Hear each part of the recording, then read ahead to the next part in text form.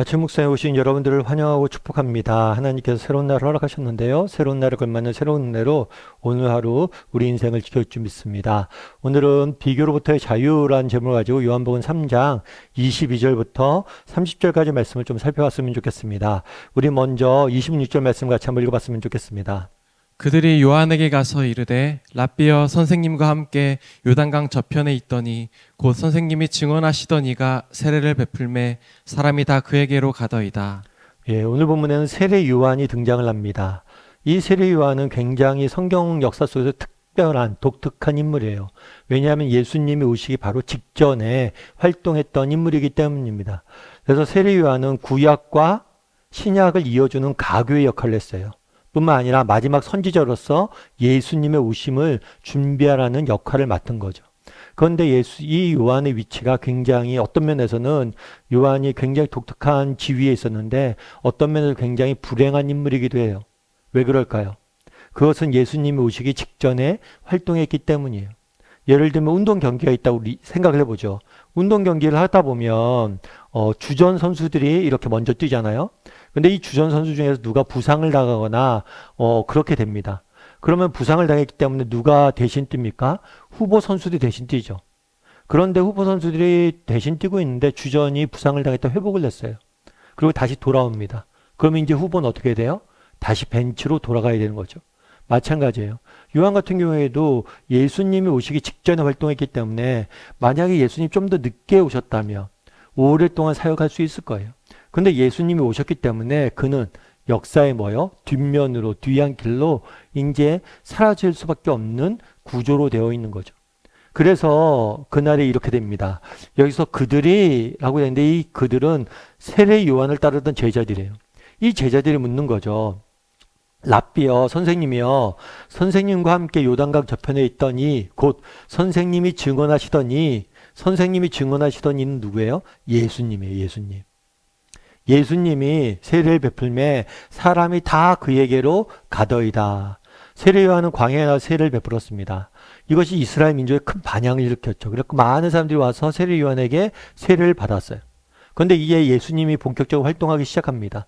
예수님께서 세례를 베풀었어요. 그러더니 그 전에 세례 요한에게 오던 많은 사람들이 어디로 간 거예요? 예수님에게로 간 거예요. 그래서 이 부분에 대해서 이야기한 거예요.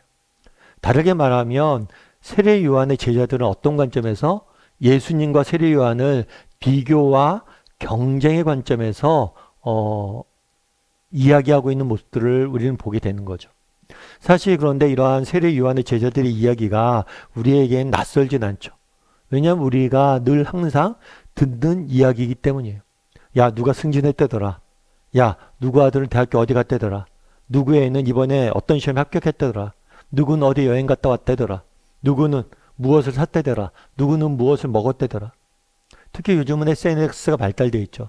그러다 보니까 정말 과거에는 가까운 사람들, 친구들과 비교했었는데 지금은 SNS를 통해서 세계 곳곳에 있는 사람들과 비교하고 경쟁하고 그런 시대에 살아가고 있는 것.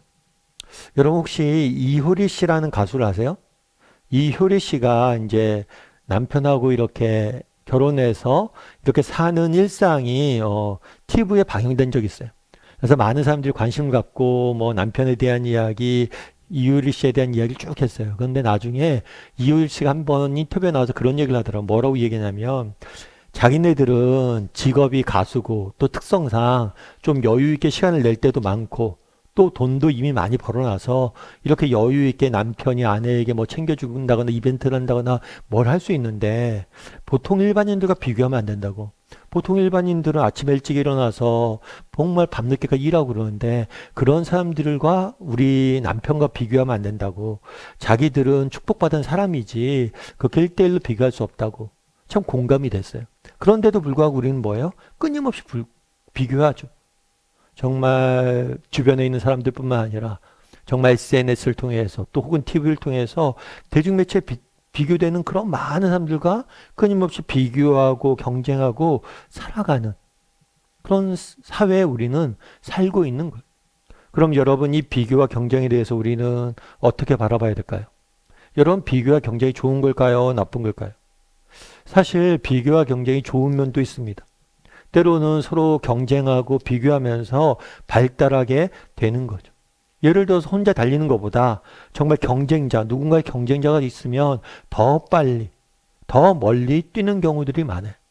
실제로 기업만 봐도 항상 정말 좋은 훌륭한 초일류 기업에서는 기업들은 전부 다 좋은 경쟁자가 있었어요. 어쩌면 좋은 경쟁자는 내게 인생에 있어서 굉장히 중요한 축복이 될 수 있는 거예요. 그럼에도 불구하고 비교와 경쟁이 좋은 점만은 있는 것은 아니에요.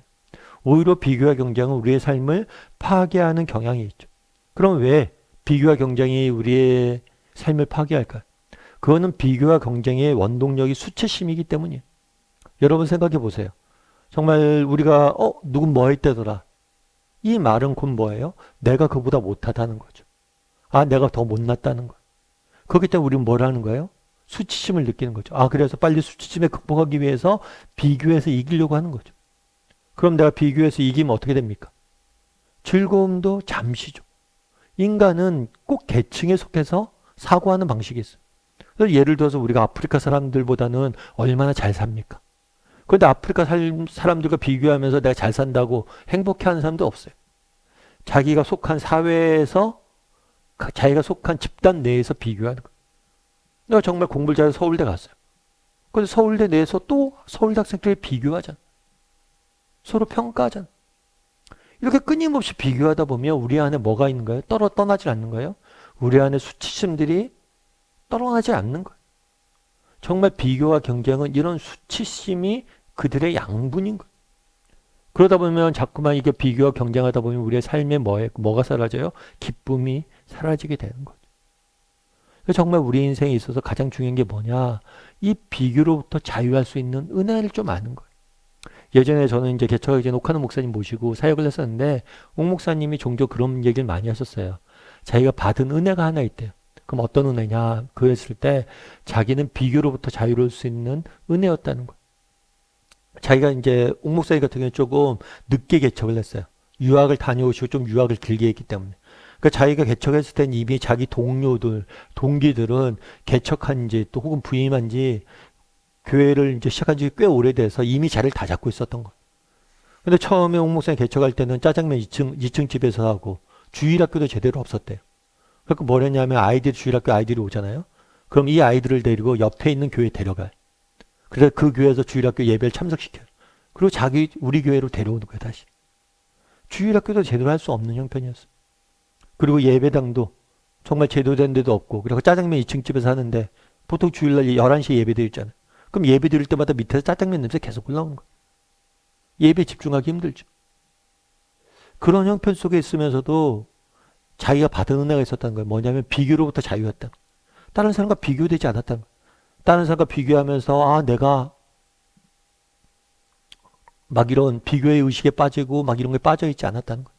그러면서 무슨 얘기 했냐면 내가 비교로부터 자유로울 수 있는 은혜가 있었기 때문에 하나님 그런 은혜가 있었기 때문에 내가 가고자 했던 길을 갈 수 있었다. 그러니까 자기 목사님이 꿈꿨던 목사님 계획했던 그런 목회를 교회를 할 수 있었다라고 이야기를 하더라고요. 참 그 말이 공감이 많이 됐어요. 여러분 그날에 만약에 세례 요한의 제자들이 이야기하잖아요. 예수님과 세례 요한을 비교하면서 이야기하잖아요. 만약에 이런 비교와 경쟁에 빠졌다고 생각해 보세요. 세례 요한이 자신에게 맡겨진 사역들을 어떻게 감당할 수 있었겠어요? 여러분 우리가 정말 한번 돌아봤으면 좋겠어요. 나는 정말 우리가 이 땅을 살다 보면 끊임없이 세상은 비교하고 경쟁하게 만듭니다. 그래서 우리가 의도적으로 그것으로부터 자유로우려고 노력을 해야 돼. 안 그러면 왜냐면 그 세계에 빠져 사니까. 그래서 나는 얼마나 비교와 정말 이 경쟁으로부터 자유로운 사람인지. 그래서 정말 우리가 기도해야 돼. 정말 저에게도 그런 은혜를 달라고.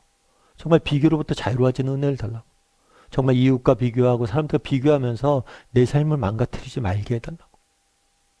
그래서 정말 우리 각자 하나님께서 한 사람 한 사람을 정말 우리 반을에게 각자를 향한 계획과 목적을 가지고 우리를 보내신 거예요. 우리만이 걸어갈 길이 있는 거예요. 정말 비교로 경쟁을 우리가 낭비할 시간이 없어요. 그런 면에서 비교로부터 자유로울 수 있는 은혜를 달라고 또 기도하고, 그런 은혜 속에서 우리에게 맡겨진 사명들 잘 감당할 줄 아는, 나에게 주어진 길을 걸어갈 줄 아는 저나 여러분이 되기를, 정말 우리 자녀들이나 우리의 삶이나 우리의 모든 것들 비교하지 않고 살아가기 위해서 정말 그런 은혜를 누릴 줄 아는 저나 여러분이 되기를 주님의 이름으로 소원합니다. 우리 함께 기도했으면 좋겠는데요. 기도하실 때 오늘 말씀 기억하면서 기도했으면 좋겠습니다. 그날의 요한의 제자들은 비교하고 경쟁하며 정말 요한에게 묻습니다. 정말 우리도 정말 세상을 살다 보면 이런 유혹에 너무 빠질 때가 많습니다. 정말 우리의 인생을 비교하면서 낭비하지 않게 해달라고, 정말 비교하고 우월감을 갖고 수치심을 느끼며 우리 인생을 쓸데없는 것에 낭비하지 않게 해달라고, 정말 비교로부터 자유로운 은혜를 달라고 기도해 주시고, 또 비교로부터 자유로워져서 내게 있는 이 자리 이곳에서 내게 맡겨진 사람들을 잘 섬기고 돌보고 세워갈 수 있는, 내가 서 있는 가정에서, 정말 직장에서, 교회 공동체에서 정말 사람들 세워갈 수 있는 사람이 되게 해달라고 이 시간 목소리로 같이 오늘 말씀 기억하면서 기도하도록 하겠습니다. 같이 기도하시겠습니다.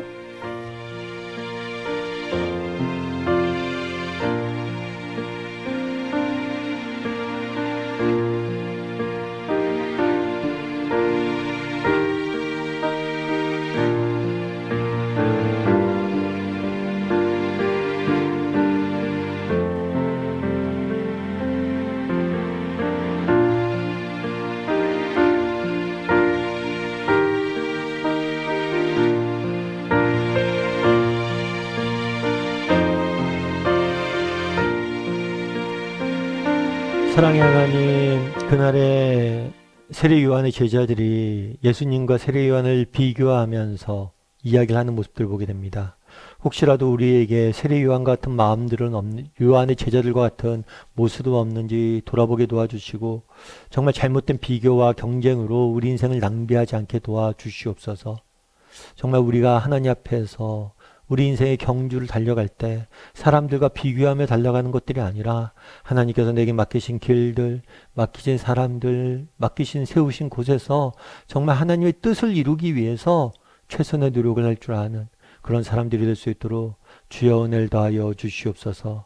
비교가 주는 수치심과 잘못된 우월감에 빠져서 살아가지 않게 도와주시고, 정말 이런 비교로부터 자유로운 은혜를 누리며 의미 있게 하루하루를 살아가는 우리 모두가 될 수 있도록 주여 붙잡아 주시옵소서. 하나님께서 오늘도 우리 함께 할 줄 믿사오며 모든 말씀 예수님의 이름으로 기도드립니다. 아멘.